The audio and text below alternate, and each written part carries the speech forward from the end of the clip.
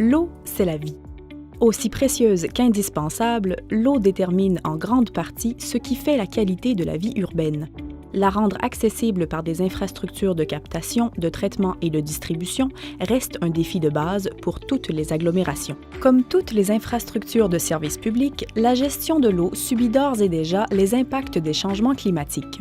Ces impacts sont certes directs lorsque l'on parle de sécheresse et de difficultés d'approvisionnement, mais ils sont aussi souvent indirects car les problèmes climatiques obligent à repenser les infrastructures à mettre en place pour préserver aussi bien la qualité que la distribution de l'eau.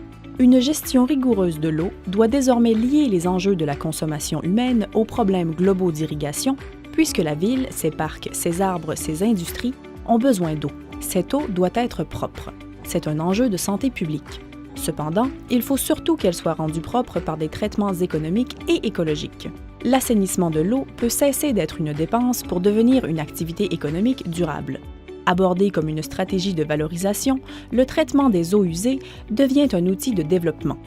La matière organique dont elles sont chargées forme une biomasse qui peut servir divers usages. L'exemple de la ville de Mahajanga au Madagascar, qui utilise ses bouts de vidange pour en faire du compost, permet de percevoir des gains pour la société.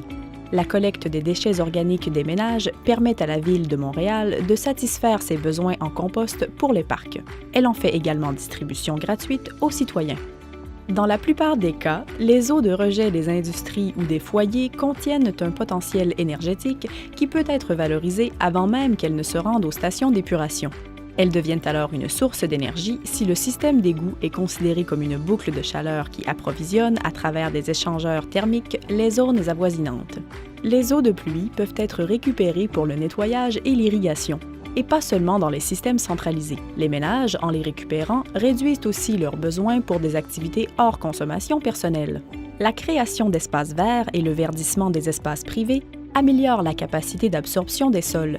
De nouvelles techniques de construction des rues peuvent prévenir et réduire les dégâts causés par les eaux de ruissellement. Les phytotechnologies utilisent des végétaux et fournissent des solutions moins coûteuses et plus décentralisées pour purifier l'eau. Elles permettent souvent d'apporter une solution à la valorisation des boues, au traitement de l'eau, au verdissement, à la pollution atmosphérique, au soutien à la biodiversité et à la réduction des gaz à effet de serre.